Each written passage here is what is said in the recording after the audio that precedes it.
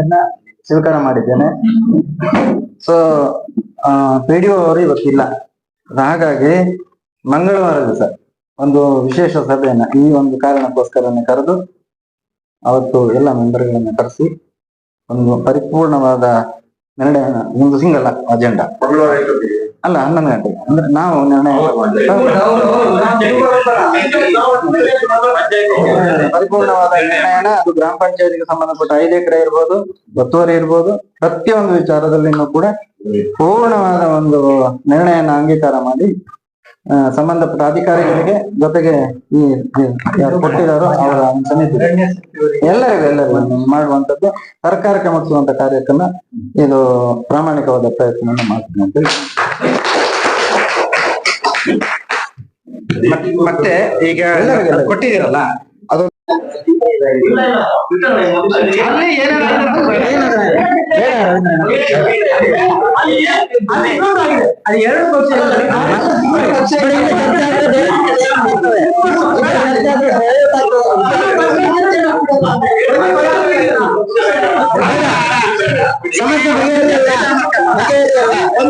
ಒಂದು ನಿಮಿಷ ನಾನು ಮಾತಾಡ್ತೀನಿ.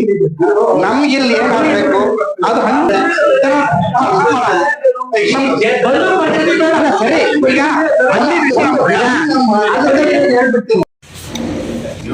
ಈಗ ಊರಿಗೂ ಬಂದಿದೆ, ಇಡೀ ರಾಜ್ಯಕ್ಕೆ ಬಂದಂಗೆ ನಮ್ಮ ಊರಿಗೆ ಬಂದಿದೆ. ಸೊ ಅಂತದ್ರಲ್ಲಿ ನಾವು ಕಣ್ಣಲ್ಲಿ ಕಂಡಂಗೆ ಮೊನ್ನೆ ಶಾಸಕರು ಬಂದು ಹೇಳಿ ಹೋದ್ರು, ಎಲ್ಲ ಆಯ್ತು. ಮಾರನೇ ದಿವಸ ಡಿಪಾರ್ಟ್ಮೆಂಟ್ ಅವ್ರ ಕೆಲಸ ಮಾಡಿದ್ರು. ಹೌದಾ? ಅದೆಲ್ಲ ಗೊತ್ತಿರೋ ಸತ್ಯ ನಮ್ಗೆ.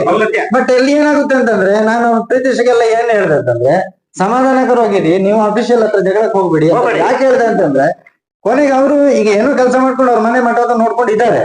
ಈಗ ಅದು ಇಲ್ಲ ಅಂತೇಳಿ ಅವ್ರ ಕರ್ತವ್ಯ. ಎಲ್ಲ ಆಫೀಸರ್ಸ್ ಒಂದೇ ತರ ಇರಲ್ಲ. ಯಾವನೊಬ್ಬ ಚುಚ್ಚು ಕೊಟ್ಟ ಅಂತ ಹೇಳಿ ಒಂದು ಅರ್ಜಿ ಬರ್ದ ಅಂತಂದ್ರೆ ಅವ್ರು ಹೋದ್ರೆ ಬೇಲಿಗೆ ಗೊತ್ತಿರ್ಬೇಕು 3-4 ತಿಂಗಳು. ಎಲ್ಲದೂ ಹೆಲ್ಡಪ್ ಆಗ್ತದೆ. ಅದಕ್ಕೆ ದಯವಿಟ್ಟು ಅವ್ರು ಏನ್ ಕೆಲಸ ಮಾಡ್ತಾರೆ ಅಂದ್ರೆ, ಮರ ಕಡಿಲಿಕ್ಕೆ ಬಂದಾಗ ನಾವು ಅಂತಾರೆ ನಾವೆಲ್ಲ ಬರ್ತೇವೆ ಅಂತ ಹೇಳಿದೀವಿ ಅಲ್ವಾ, ಇವತ್ತಿಗೂ ಇದೀವಿ. ಮಾಡ್ಲಿಕ್ಕೆ ಹೋಗ್ಬೇಡಿ ದಯವಿಟ್ಟು.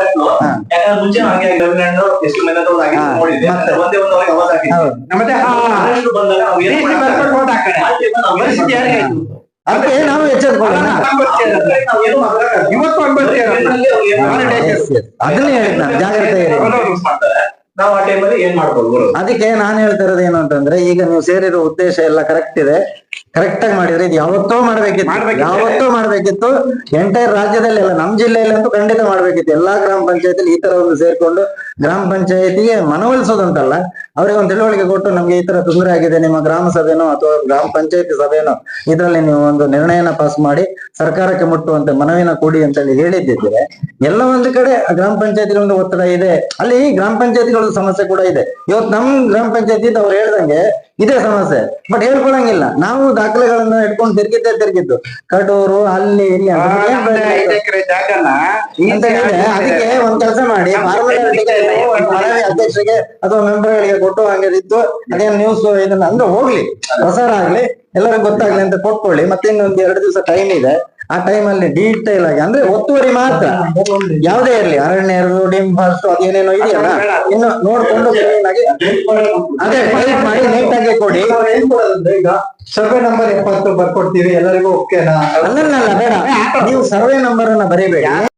ಏನು ಮಾಗುಂಡಿ ಗ್ರಾಮ ಪಂಚಾಯತಿ ವ್ಯಾಪ್ತಿಯಲ್ಲಿ ಗ್ರಾಮಸ್ಥರೆಲ್ಲ ಸೇರಿ ಏನು ಒತ್ತುವರಿ ತೆರವು ವಿಚಾರವಾಗಿ ಇವತ್ತು ಏನು ಮಾಗುಂಡಿ ಗ್ರಾಮ ಪಂಚಾಯತಿಯಲ್ಲಿ ಏನು ಸಭೆಯನ್ನು ಮಾಡ್ತೀರಿ, ಈ ಸಭೆಯಲ್ಲಿ ಯಾವ ವಿಚಾರವಾಗಿ ಮಾತಾಡಿದ್ರಿ?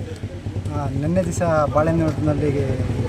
ಬಾಳೆಹೊನ್ನೂರು ಮತ್ತು ಖಾಂಡ್ಯ ಹೋಬಳಿ ಮಟ್ಟದ ಮಲೆನಾಡು ನಾಗರಿಕ ರೈತ ಹಿತರಕ್ಷಣಾ ವೇದಿಕೆ ಶೃಂಗೇರಿ ಕ್ಷೇತ್ರ ತೆಗೆದುಕೊಂಡ ನಿರ್ಣಯ ಪ್ರಕಾರ ಫಾರೆಸ್ಟ್ ಭೂಮಿ ಒತ್ತುವರಿ ಏನಿದೆ ಅದನ್ನು ತೆರವುಗೊಳಿಸಲು ಜಂಟಿ ಸರ್ವೆ ಆಗಬೇಕು.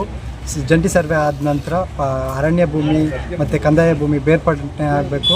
ಬೇರ್ಪಟ್ಟಣೆ ಆದಮೇಲೆ ನಂತರದಲ್ಲಿ ರೈತರು, ನಾಗರಿಕರು, ಜನಪ್ರತಿನಿಧಿಗಳು, ಅಧಿಕಾರಿಗಳ ಒಂದು ಸಮಿತಿ ರಚನೆ ಮಾಡಿ ಆ ಸಮಿತಿ ಅನ್ವಯ ಒತ್ತುವರಿ ತೆರವು ಕಾರ್ಯ ಮಾಡಬೇಕು. ಏಕಾಏಕಿ ಫಾರೆಸ್ಟ್ ಅಧಿಕಾರಿಗಳು ಬಂದು ಅಮಾಯಕ ರೈತರು ಹೇಳೋಕ್ಕಿಂತ ಮುಂಚೆ ಅವ್ರದ್ದು ತೋಟ ಎಲ್ಲ ನಾಶ ಮಾಡಿ ಹೋಗಬಾರ್ದು, ಬೆಳೆ ಹಾನಿ ಮಾಡಬಾರ್ದು ಅನ್ನೋ ಮನವಿಯನ್ನು ಇವತ್ತು ಸಲ್ಲಿಸಿದ್ದೀವಿ. ನಂತರ ನಾಡ್ದು ಮುಂದಿನ ದಿವಸದಲ್ಲಿ ಈ ಶೃಂಗೇರಿ ಕ್ಷೇತ್ರದಲ್ಲಿ ಕೃಷಿ ಜಮೀನಿನ ಕಂದಾಯ ಜಮೀನಿನ ಲೀಸಿಗೆ ಕೊಡೋ ವ್ಯವಸ್ಥೆ ಇದ್ದು, ಅದರಲ್ಲಿ ಸೊಪ್ಪಿನ ಬೆಟ್ಟ ಮತ್ತು ಗೋಮಾಳಗಳನ್ನು ಬೇರ್ಪಡಿಸಲಾಗಿದೆ ಅಂತ ಒಂದು ಮಾಹಿತಿ ಇದೆ. ಅದನ್ನು ಮಾಡಿದರೆ ಅನೇಕ ಸಣ್ಣ ರೈತರಿಗೆ ತೊಂದರೆ ಆಗೋದ್ರಿಂದ ಅದ್ರ ವಿರುದ್ಧವಾಗಿ ಒಂದು ಹೋರಾಟನೂ ಇಟ್ಕೊಂಡಿದ್ದೀವಿ. ಅದ್ರ ಬಗ್ಗೆ ಇವತ್ತು ಮಾಗುಂಡಿ ಗ್ರಾಮ ಪಂಚಾಯಿತಿ ಎಲ್ಲ ನಾಗರಿಕರಿಗೂ ರೈತರಿಗೂ ಮನವರಿಕೆ ಮಾಡಿಕೊಟ್ಟಾಗಿದೆ.